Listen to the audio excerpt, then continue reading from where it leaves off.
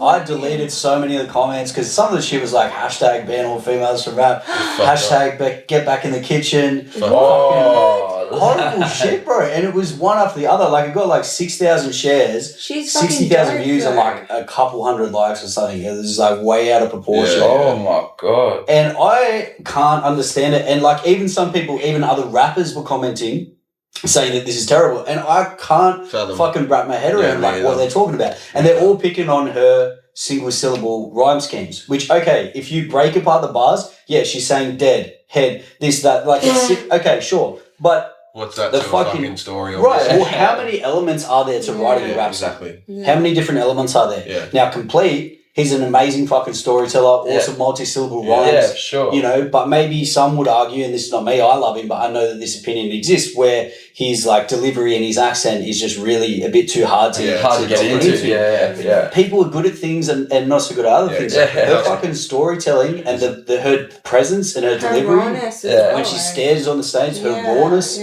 like. She has so much that like half of these cunts that are commenting, even the rappers don't or probably never will. That's right. Exactly. That's where it comes from, bro. Yeah, 100%. And she's attractive as well. I think that plays a big role because it was all guys commenting this hate. Yeah. There's like 5 girls out of the hundreds of comments or whatever, and it's just these guys that are like, oh, fucking women suck, you know, they're misogynistic and stuff. This is some of the point of this whole conversation of, are we filming, by the way? It is on. I don't know if we're keeping this, but no, but I mean, it's good because this is like some of the point of Miss Ripe and some of like what Grace and Viliani said when I was interviewing them and asking them questions about it was that a lot of the music that has been around from guys in hip hop has been kind of misogynistic and like dismissive of women and putting them down. We shouldn't be doing that. We should be lifting each other up. And like, why are we doing that? To be honest, like when you hear a rapper like start to diss chicks or like talk about him in a derogatory way, that's just like instantly just like shut up, bro.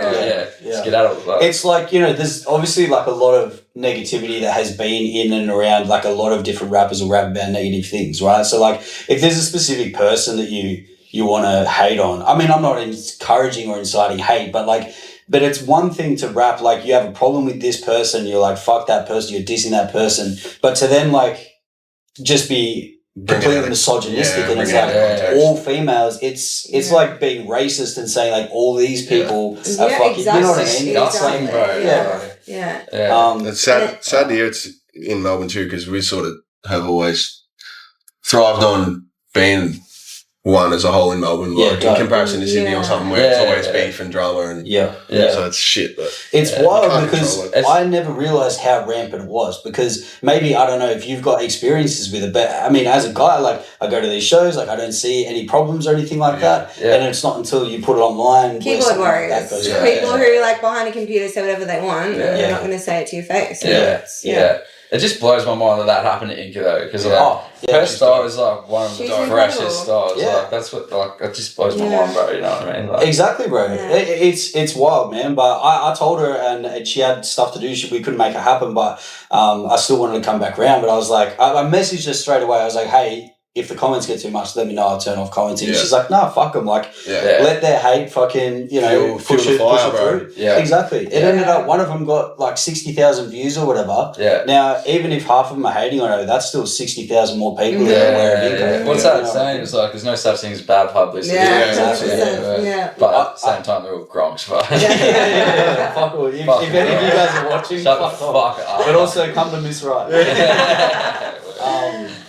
Yeah, bro. I even had a couple of people hit me up, which obviously I won't name, but they were even like almost saying like, oh, like, I'm sorry that this is happening to you, bro. Like, I'm sorry that, like, you know, the video, but it's like, what are you talking about? Like, this is 60,000 people that are now aware of us. Like, this is not a bad thing. You just need to be able to not get upset by the comments and like look at like what's actually going on. It's probably like positive, a good thing that it happened to Inky, because she's so tough, you know what I mean? She wouldn't give a fuck, bro, you know what I mean? She's like, good on her, you know. Like, I told her, I was like, come around here, spit some more bars, fucking diss them in the bars, and we'll post it straight away, you know, but she had some stuff on. But anyway, let's talk more about like Miss Ripe and Ripe Hip Hop, but obviously Miss Ripe is on Friday. This Friday, the 22nd of November. I'm probably going to post this, I think, tomorrow night, so. Yeah, beautiful. Yeah, sweet. Come on down. Whereabouts is it? Vineyard? The Vineyard in St. Kilda. Home. Yeah, it's our home for a year and 5 months now. Dope. Awesome. Do you think you'll ever branch away from the Vineyard? I think that rap will stay what its foundation and its core is there definitely for now and for the near foreseeable future. Yeah. If we do expand, it will be like something, a spin-off of rap in another way because it won't stay true to what it is. What we are. Rap's at the vineyard.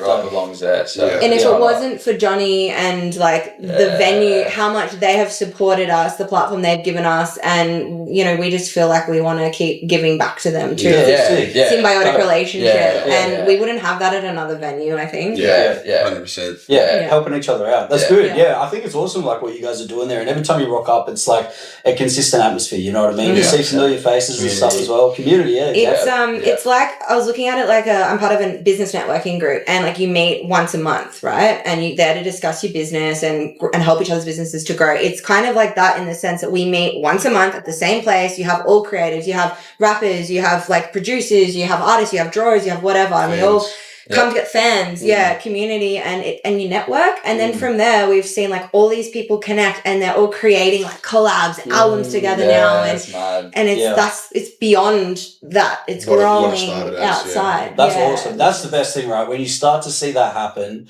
and you're like, wow, like this thing is really having an actual impact on the scene, not just like you said at that show, but on the on the scene as a whole. It's really having an impact. And you guys are bringing artists from literally all over Australia, right? Well, I guess people flying in. Shout out to Scrub, fucking Stolen Goods and Grace Chia. Cross borders. 100%. I think like it's good because like obviously before COVID, like there was like that hip hop scene that was thriving or whatever. Like COVID happened and it sort of shut down a bit. So it was good that we were able to like kick things back off again. Jump in and get the opportunity 100% for ourselves and others, bro. Like, and that's like how we got the relationship with Vineyard too, was that they were sort of going like, we need something happening here. We went in there, it was like, can we do hip hop? And they were like, fucking oath, perfect timing, like let's get it going. And then it's just sort of tumbled from there. That's awesome. And it's good that they're on board with that. Like, I know there's a lot of venues in Sydney, I don't know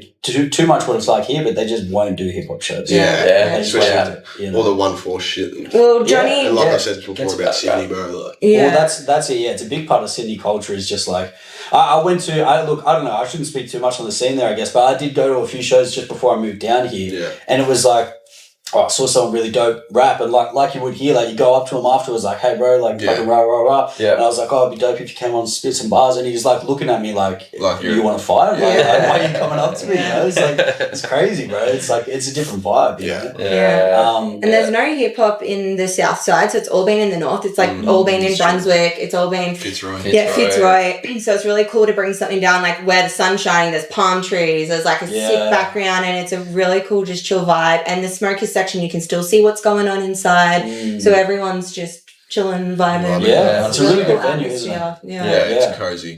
So I don't know, I guess like tell us a little bit about like well, we can talk more about Miss Ripe if you want. I guess we probably while we're there, like what's the purpose and meaning behind Miss Ripe, and why did you guys start it, and what do you hope to achieve with it? Well, do you want to take lead? Sure.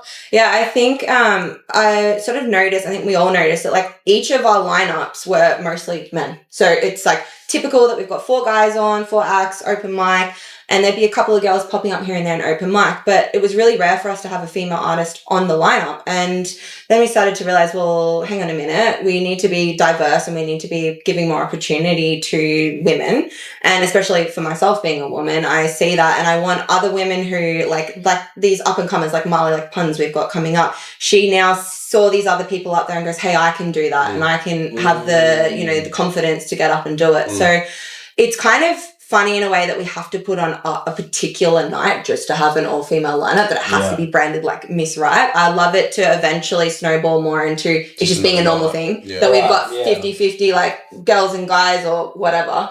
But for now, it's really cool to go, hey everyone, let's come and like really support our girls, our women, and attaching it to a cause has just made it that bit extra special, because the theme of domestic violence has been going through a lot of the women in the community's songs. We've had, you guys can talk a bit on what's been happening in the community. We're from Ballarat too, so we obviously it was tough year for Ballarat with murders and domestic violence and stuff like that. So that's where our sort of when the idea was raised, it sort of aligned with all three of us at the same time. So and it's just good to speak about it because we did. This is the second time we've done it, and I found last time when we were posting and the artists were talking about their own experiences and sharing, people were messaging into the right page saying, "Hey, like, thank you, I've gone through something like this," and it wasn't just girls; it was guys. They were saying, "I've been a doer of this, and like I've learnt my lessons and I've gone through it, and thank you for like bringing it up so other people can recognize it and maybe recognize it in themselves." Or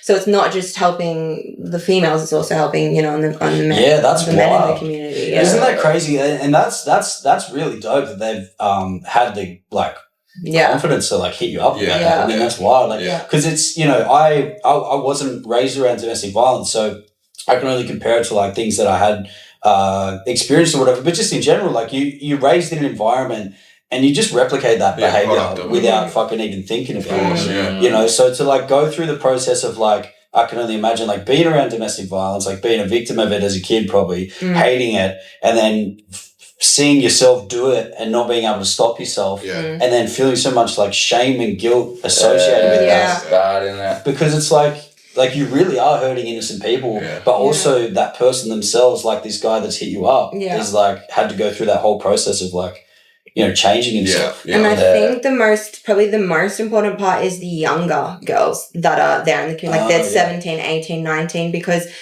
pretty much every girl that sadly that I know, my friends that I've grown up with, have all in some way, shape or form experienced it, whether it's been from a parent, from a partner, from a friend, and it's just something that they always tend to go through. So it's just really important for them to recognize, hey, actually maybe my partner isn't the best for me. I can see that they are treating me in this way, and then okay, how do I get help? So we're also teamed up with Friends with Dignity, who is a charity organization that looks after adults and children, but mostly women and children, and helps them. So we want people to know that you can reach out to organizations like Friends with Dignity, and they will help you, and they can take you and get you out of this situation. They can help you get funding to get a rental property, clothing, food, everything in that transitional period, counseling, ongoing support. So that's your first step, is like just reaching out to someone in one of those kind of organizations and having a chat, and then it can help you from there. That's really dope. Also, like on a community like side as well, like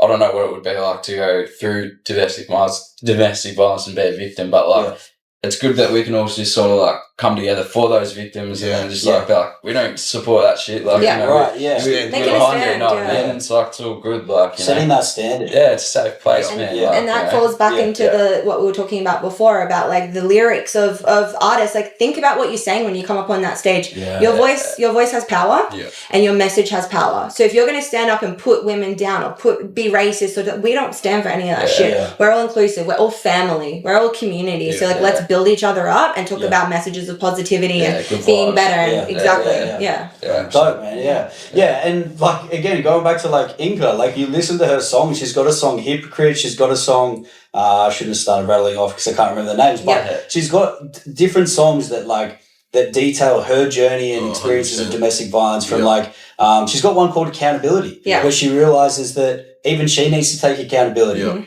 You know what I mean? And she needs to take control of her life. And she can't allow someone to treat her that way. So like, what do you think is the first step in someone that's involved in that kind of situation, especially if they are young and they maybe just don't know and they have no experience? Like, how do they actually recognize that what they're experiencing isn't right?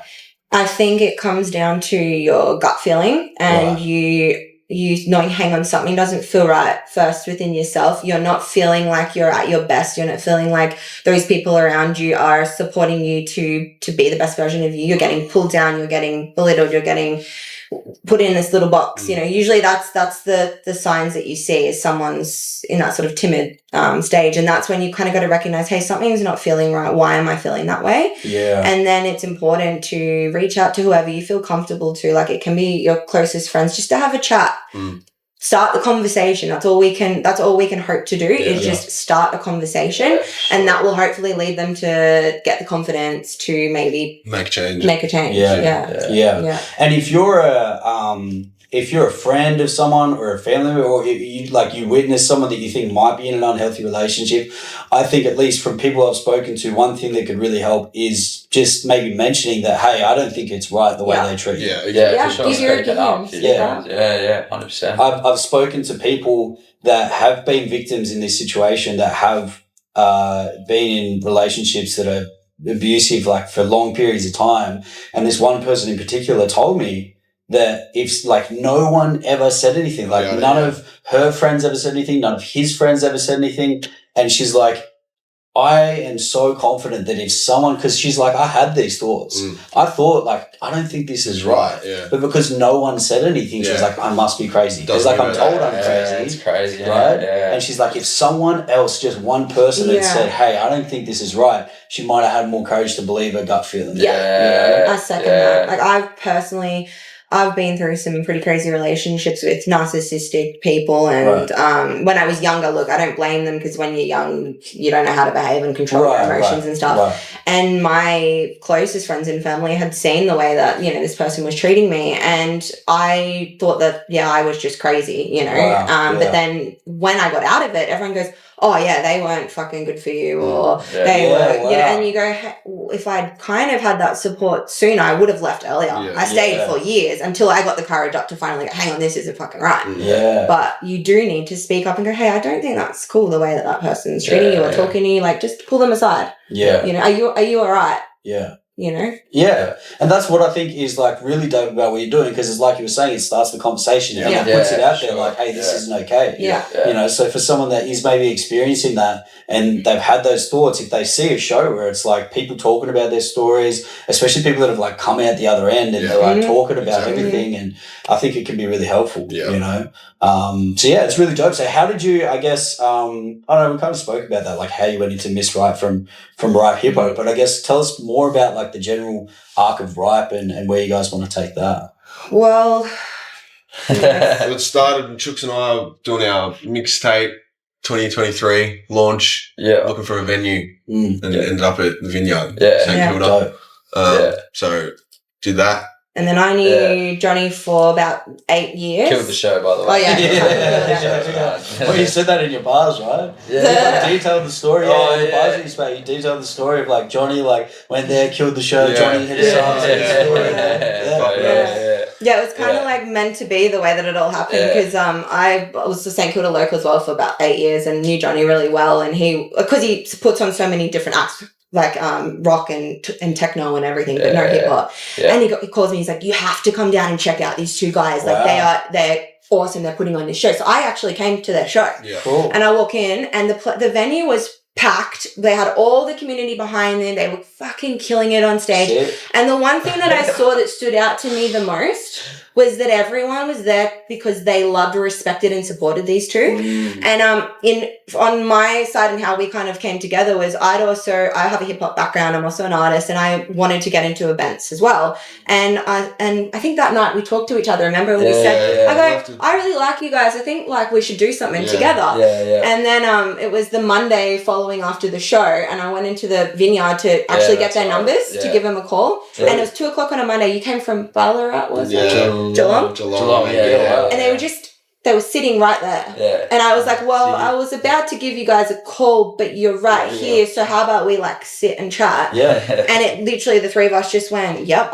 this is what we want to do, and it just was born like that. That's awesome. It's so wild, in life, it's just sometimes you get these I don't know, you get so, I don't know if you guys relate to this, but sometimes you think that you want to be heading in this direction, and sometimes the door closes in your face and you're fuck, it's all fucked, what am I going to do?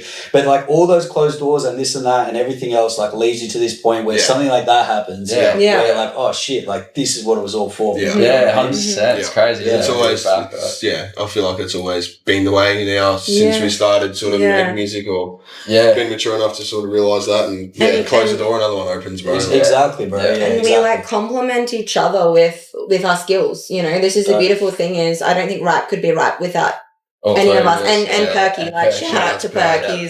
He took us to the next level when he came along as well. Perky does the graphics, right? Graphics and DJs for us. So without him, I was doing the posters on Canva and like and I didn't know what the hell I was doing, and they were getting worse and worse. Actually, my dad did the first few, and then they just got worse, and then all of a sudden you're like, hey, we got this guy Perk, and he just made us go.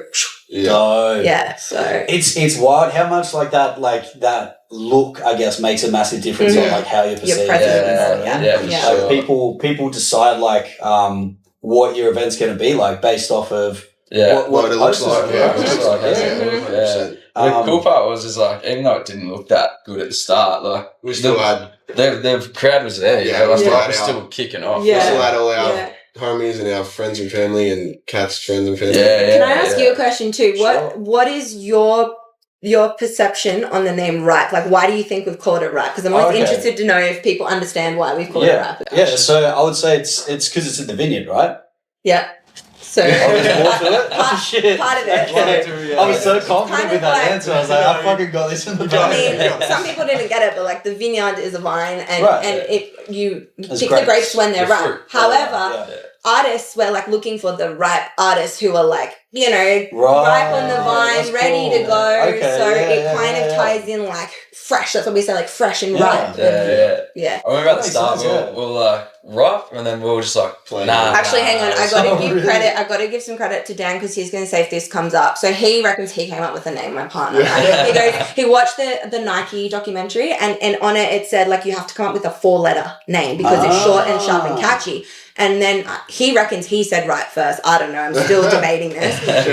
So whoever brought it up, and then we were like, yep. And then we were really unsure for a bit. Johnny didn't like it. Johnny didn't like it. And then I second guessed it. But then you drew this. He just hand drew right with the grapes, the logo. Like straight away, the logo you see, Chooka just sketches it, and then we were all like, that's it. Wow.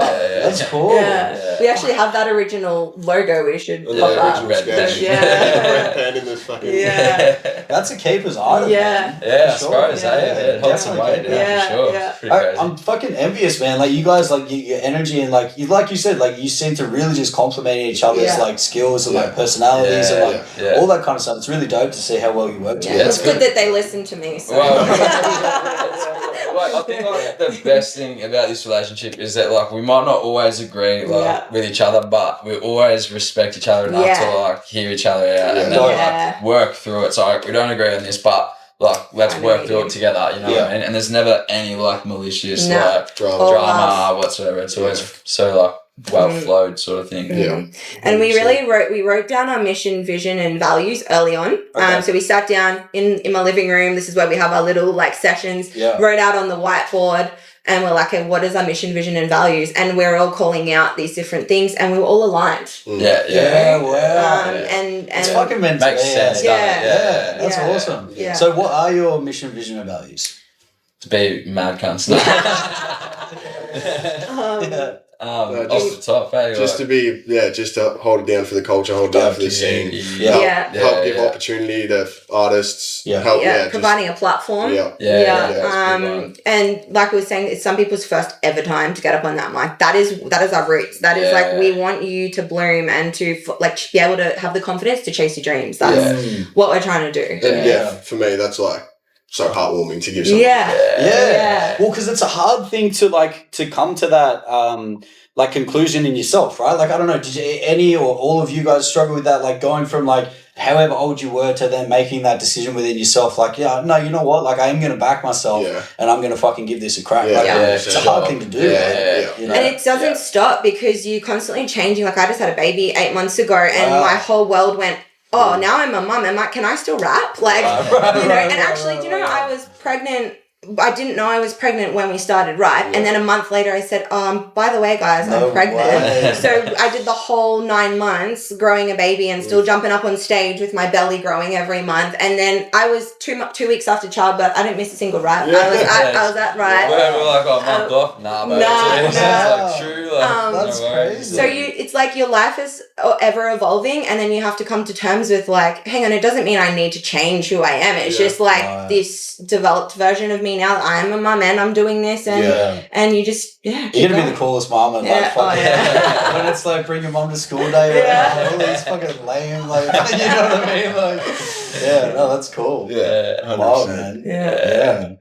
So what have been like some of the like unforeseen like hurdles, I guess, like I feel like I've probably asked all you guys this question individually, but like as a group, like I reckon as of now, like one would be like punch-ons and shit, like people disrupting, like you know, but this is like people like off the street. Never anyone from Ripe. Not our community. It's never our community. It's just like drunk idiots. We don't want that picture painted of Ripe. We want it to be a safe, supportive space, and that really has upset us because we've had 2 incidents that have happened recently, and we don't want people to feel that they're unsafe. So we've taken steps with the venue to ensure that hopefully we're not letting people let that in. It's not gonna happen. Like we're delegating now, you know. I think also this is a hard one. So like we wrote down on our whiteboard too, we're not about money. It's just about doing it for the love. And I've got my own business, we've got our own jobs, we've got our own income. So we actually don't do it for the money. However, we need to generate income to be able to pay for the artists, to pay for the sound techs, to pay for venue fees, all that sort of stuff. So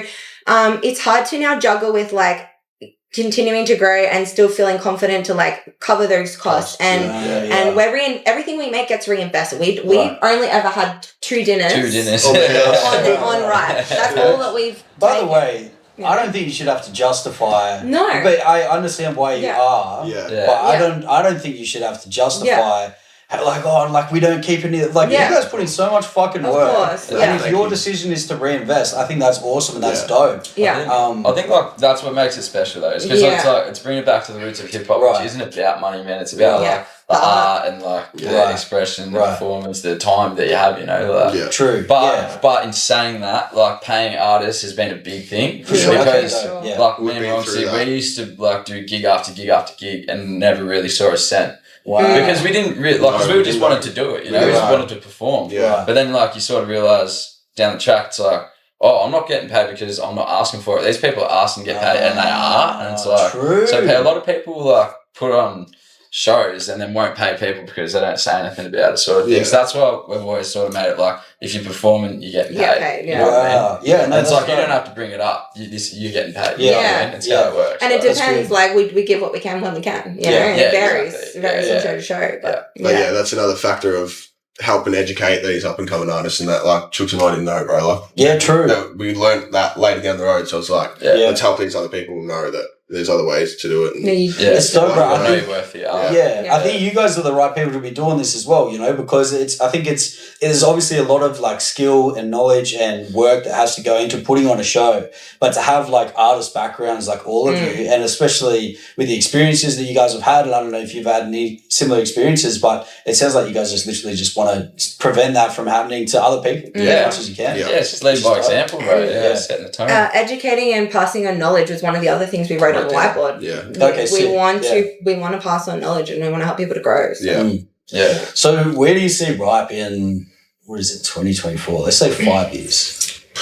So it's gone month to month. It's like 5 years. It's interesting. I one thing I'd love to see is a line down the fucking street. Like I want to make the most of. Well, we want to make the most of the venue that we have now, and we want to see that place packed. Every single rap that we have, having people knocking down the door and down the street. So that would look like success to me. That all these people, and not just the community, the broader community who like the fans, the people who enjoy art, who enjoy music, because we're the biggest supporters of each other, the Melbourne scene. But we need to learn how to expand that so that we're getting our music out to other people, because that's I think is a big gap. I think you've touched on that before, probably some time ago, but I remember you saying something along the lines of trying to branch out to that wider community and stuff like that as well. I think so, bro, because one thing I noticed, and this was actually pointed out to me by someone, I wish I could remember who, and I'd shout them out, but I can't think of it, but someone pointed out to me, and they were saying like, I think it was easier to see with a fresh perspective because there's been a lot of people that have been doing a lot of work in the scene for a long time, and they're so used to like rinse and repeat, like let's just do this, but with that other perspective of whoever that person was, I apologize, I'm forgetting your name, but they said like like everyone in the Oz rap scene is generalizing, obviously, is just sharing their music with other people in the Oz rap scene. Yeah. You know what I mean? So like all your fans are like people that also rap. Artists. Exactly right. Which is dope that you've got like support from them. Yeah. But there's so many people. Like I was chatting to N1, which shout out to you guys for putting me onto him. He's fucking awesome, bro. He's dope. Yeah. And he's 17, right? And he's still at school. And I asked him like, how many, because when I was at school, I don't know what it was like for you guys. I was in country town as were both of you. Yeah, Ballarat. And it's like when I was at school, I don't think anyone was listening to Oz rap. Yeah. And almost no one was listening to rap in general. Yeah. You know what I mean? There was one guy that was a rapper in school and he got bullied horrendously. You know what I mean? Like so bad. Bro. Yeah. And it's like, but then now I was chatting with N1 and he's like, oh no, everyone listens to like Chillin' at 1-4, like, you know what I mean? That's the maddest part about it. It's like, that's culture's growing as well. Right. Because, we sort of didn't have that at school. It was sort of, there's still like few that were into that sort of scene and I used to always get into like Oz rap, like Cursor and Enter. CHOOKA got me into it pretty young. Alex Jones and all those boys. But it wasn't really a known thing throughout our school or through. Not was really. It accepted? Like if you guys were saying you were into it? No way. Yeah. Like it was always like we'd get kicked out of parties because we'd just be like freestyle. What? Like, grab the mic, grab the AUX. Yeah, we'd like take the AUX, put the beats on, freestyle. And people like get the fuck out. Like, that's crazy. But they used to hate it, man. Like back in the day, chuck a bit of Last Hope Cursor on the speakers, and then all of a sudden the parents are outside. Yeah, they're going like, turn this shit off.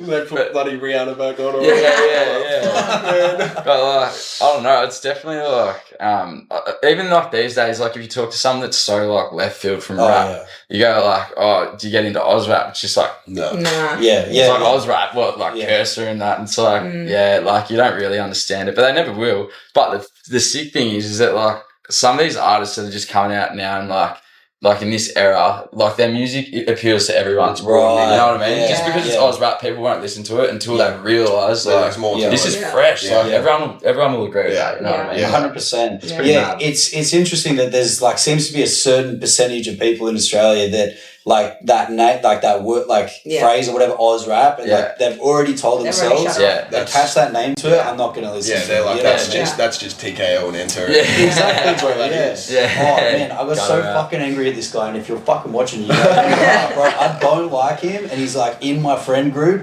or one of my old friend groups, and he knows I don't fucking like him. And look, I had to go to I went to a Bucks party just recently, and the time before I saw him, I cracked it at him and fucking went off at him and shit because I was a bit drunk. And so this is the first time seeing him, so I was like, well, we're at a Bucks, I just got to clear the air. I went up and said sorry, whatever. Didn't talk to him for the rest of the weekend. So he thinks we're on good terms. If you're watching this, you know we're not. I fucking hate you.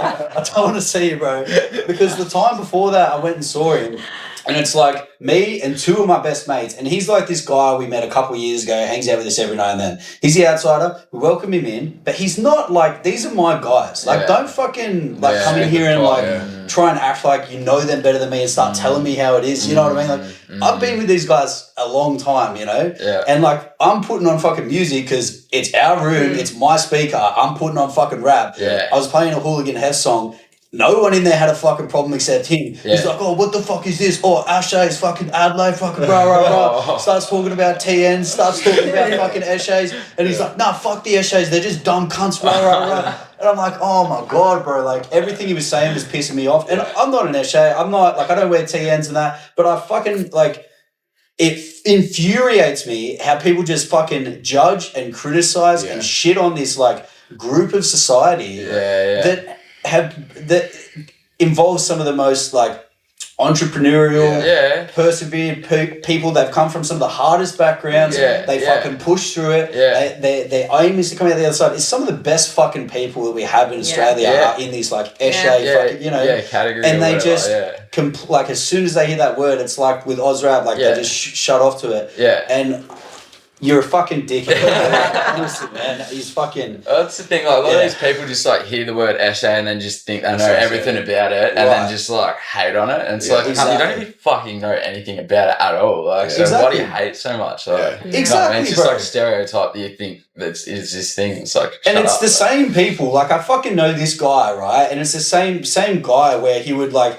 you know, he's like politically correct in the sense where like, oh, you know, you can't like pick on this person, you can't pick on that person, you can't do this, you can't do that. And I'm not saying there's anything wrong with that, but then why is it okay? Like as soon as it's Eshe, it's like, oh no, the rules don't apply now. They're the fucking scum of society. We're going to say whatever we want. Yeah. Well, fucking infuriates me. This is the me. same sort of theme underlying through what we're talking about. Like there is no right to do that to any group of people. You know? It's all love. And I respect everyone for doing what they're doing, the hustle that they're doing.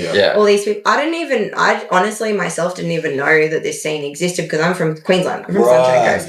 And when I came here, when I first saw their show was literally the first time I opened my eyes up to this community. And now I'm like, holy shit, the amount of untapped and unseen talent and beautiful people that are in this community, it's just incredible. And it needs to get out. And it's going to, because it's we're fucking making moves. And shout out to everybody else who's helping, like, you know, Breaking Bread, the Get Down events, like everyone that's putting on these events and putting on these artists, you know, all together as a collective, we're just pushing it. It's good. Doing bits. It's fucking mad. Shout out to all the artists that fucking putting in the work and too, bro. That's all I've seen that shit, bro. 100%. Especially go on. I was gonna say like another like big part of rap I'd say is just like the open mic side of things. Like that's like what makes a right night. You know what I mean? Like we're talking about like formula, how are we gonna get these shows good? Like what works, what doesn't. And it's like the open mic. That's what like sort of brings everyone together. You know what I mean? That's like that. Sometimes open mic, sorry artist, but is better than the show. I kid you not, like I get more excited to see the open mic sometimes because it's incredible. Well that's where you find that like that hunger and the eagerness and they're keen and So who's someone that's come on? I'm not going to ask you to name a heap of people because then people get sad that you've left them out and stuff. But who's like, if each of you could pick like maybe one person that you've seen on the open mics where you just saw that like hungerness where you're like, damn, like I've never seen this person before and like you can just tell that they're just fucking hungry. We've got like that's a lot of our sort of artists that built from that. So just that was the cool thing we did. But I would say like he's not like I would say the first person that springs to mind would be like Travis Wavy, I reckon. He just like carries himself so hard on the stage and like has so much like hunger and like eagerness and his bars are ridiculous. He's one that popped in mind. Shout outs to like Slick Mick and Yardbird, St Kilda locals who always there showing up. Did their thing on open mic and just killed it. Shout outs to Skinny with it. And N1 was another one. He won an award for one of our open mics. Killed it. But it's just good to see that emerging talent. It's awesome. And it's really cool because like I feel like it's like we can all kind of help each other, you know, because you guys like find your artists some of your artists through the open mic. And then literally you passed N1 on to me. Like I asked and like that's one of the best, like a lot of the people that have come on for bars have been through recommendations. N1 is like in my mind like stands out just the way he holds himself. Like his bars and rapping is dope. Like absolutely.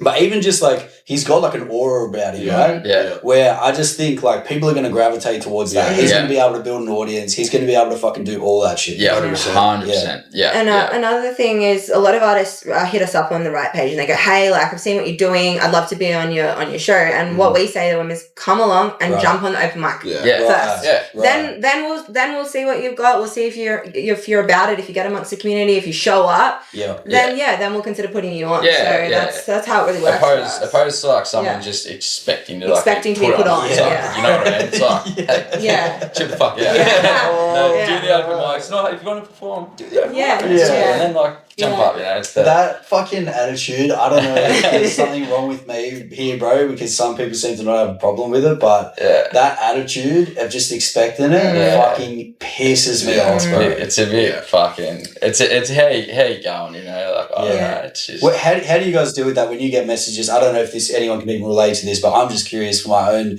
sake of maybe how I could go about things differently. When you get people hitting you up with that, you just say to everyone, come to the show and do the... It's usually the way we do it, isn't it? Just come along first. Come get amongst it. Then, sure. It's if you stand out and... automated message at the point. RONKSY and I are like, another one, Come down. They're asking, the way I view it is like, they're asking you for a favour, right? Like, they've recognised that you've got these dope shows and they want to be a part of it. So, I mean, that's awesome. Like, that's a compliment to you guys.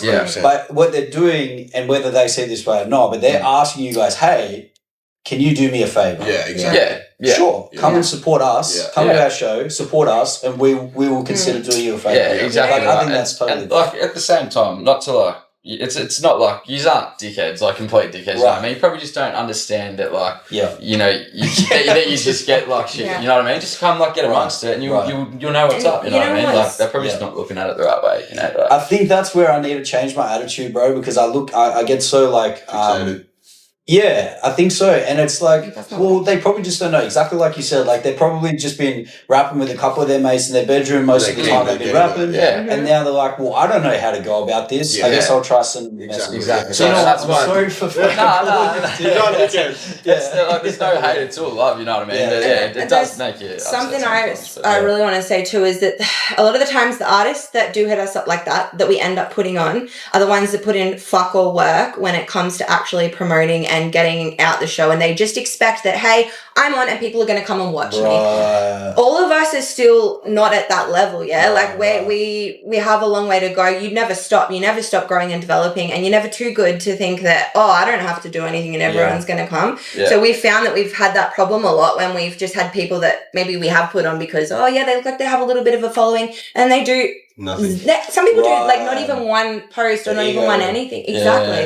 So prefer to give it to the people who are hungry. Prefer to give it to those people who are going to invite all their friends and family to come in the front row, support them, you know, and bring that atmosphere. That's what we want. That's what it's all about. Yeah. Okay. So that's a good question. How do you guys go about, I know you kind of touched on it, but how do you go about selecting someone? Like what actually comes into play? Obviously they have to be a good rapper, they have to be hungry. Like what else goes together to like build that? Okay, we're gonna get you.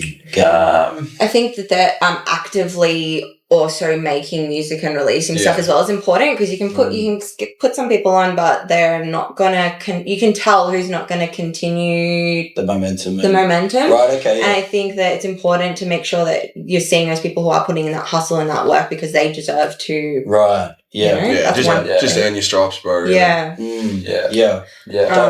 I guess also attitude is a big that's one a for massive one. You have to fit in with if you got a good attitude and like you get along, like, of course, you know, like we'll be able to work something out, sort of thing. Aligned with the values. Exactly right. Yeah. We never curate like the open mic. We don't pre-listen, so anyone's welcome to do whatever. But it's interesting because we'll see some people that come and spit some hate stuff or crazy shit, and they're like, "Whoa, you didn't do your research on right while you came to the show." So it's interesting because we're probably not likely to want to send that message as well. Like we also have a platform, and it's, as I was saying before, your voice is important, and the message that we're sharing is important, and it needs to be something about love, community, respect. All of that, and that's what we want to see more of. And like, we're happy to hear like that raw, hard shit too as well. You know what I mean? But just like no like hate like towards the people. Like you got to know. I'll still express yourself. Read a room and sort of shit. You know what I mean? Don't rip your shirt off on the first song and a couple of times. Yeah. We won't name names, but word that bro was crazy. Shout outs to you, bro. Another thing for artists to also consider, artists, creatives, anyone putting on a show, is we were like, how do we take this to the next step? And how do we, you know, allow ourselves to get more support and align with other brands who are aligning with what we do? So that's been a huge thing, like Right Fest, which we're going to be doing again in March as well. Shout out to any artists that want to jump up. Yeah, jump up for that. Fuck yeah. Just don't message us. No. So we had Moondog, we had Vinage, we had Bizworks, we had shout out so I don't forget all these people. We had Jägermeister, Mull. And it was just really cool to help extend that reach and get that support from them as well. And now, like with Miss Right, we've had Harry's Hip Hop Shop and Cosmic Bounce Records helping support the cause. And like shout out to KB at Cosmic Bounce Records. He's put together a cypher beat, which we haven't actually talked about. So for Miss Right, at the start of the show, we've got a cypher, and it's going to be on the themes of empowerment community and domestic violence. So we're actually spitting bars for a cause, and you're actually speaking about sending a message, you know. So thanks for providing those beats, and he's also been giving us rehearsal space at the studio. Now he's working with like Inca, with Jessica Hook, with Katie, well, Atomic, you know, a whole bunch of different artists. So we just thank you to all the people that have been also supporting us on our journey. Yeah. Nice. Yeah.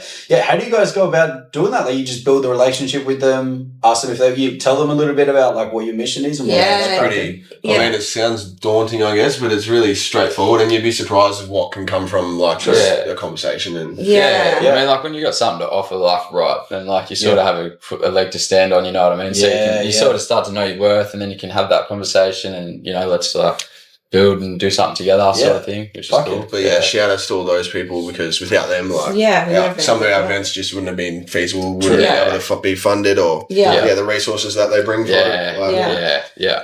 So have like all of you guys have your own individual music, and like you guys do Wax One together as well.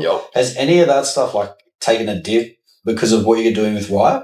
In terms of like being able to get stuff done? In terms of music wise, like musically, like for us anyway, like both working different jobs, we're an hour away from each other. Like musically it's definitely. It's dropped off a bit. Not to say that we'd ever stop making music or stop ever being passionate about it. But it's just there's just obviously got shit to juggle, and I think like at this point in time it's just been right sort of thing, which is like mad as anyway. So then you can't have everything going at once, you know what I mean? But except like, music will just for Superwoman over here.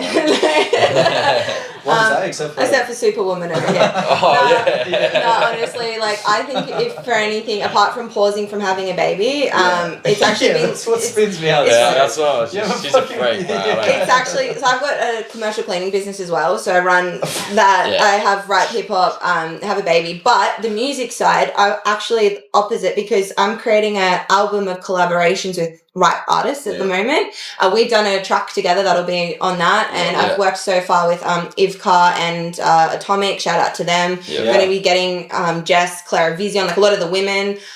So it's been really cool, because I felt stagnant in my music journey, where I was like struggling to just do music on my own a little bit, and then being able to collab with these other artists has brought it in a fresh approach. And now I'm excited because I've got like all these upcoming projects to work on with other artists that I didn't even know before, and now it's opening up my musical ability and helping me to step outside my comfort zone, and I'm really looking forward to like next year. How does that change like the writing process? Like obviously you guys have done heaps of stuff together, so like but how does that compare to being by yourself, writing music by yourself? When you're adding extra people, like how does that affect the process? Wow. Fuck. So ever since like we started rapping, we always did it together, you know what I mean? And Boney Kid and so you like ever since you started rapping, you've been doing it together? Bro, always. Put it this way, I can't do a show by myself because I don't have enough solo fucking songs. Like we do shit together, bro. That's wild. So we've always, that's why it's good for Catch, is like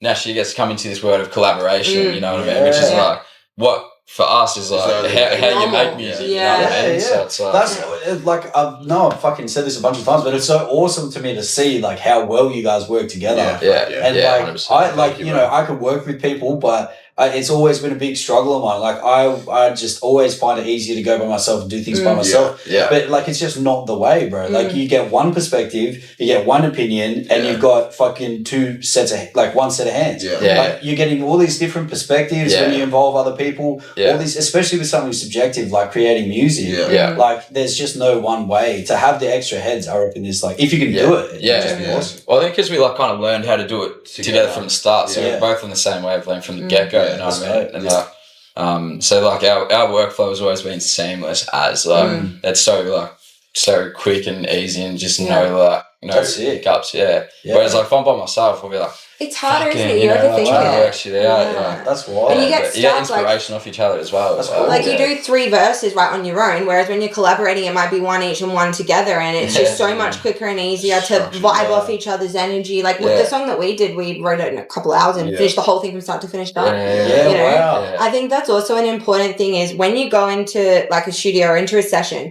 it's best if you can finish it then and there, or like capture it. Because if you do it halfway, you leave, you come back, you try to get back together, the month's gone by, you've lost the magic. Yeah. So when you get that rush of inspiration, like you maybe hear the beat or you hear a bar or you something and like triggers that. Yeah. Like how does that happen in all of you at the same time? Like how do you make sure you know what I'm saying? Like yeah. Like it seems like something like that inspiration is something that like it comes and then it goes. Well, like you can't control it. So how do you our song, you started scribbling straight away before the beat had even been made. And then it was like, say the hook comes and I just started humming this theme. Cool. And then he put the words into my hum. Yeah. And then we were like, next minute we're singing to each other and we're like, well, we're not singers, and we're like just singing. That was crazy because like you sort of like went to go like start singing something and the first thing that came out of my mouth, I was like, bang, that's it right there, like straight away. It was like, I just wrote that straight away. It was like, bang, so it's like the atmosphere is almost contagious. Yeah, like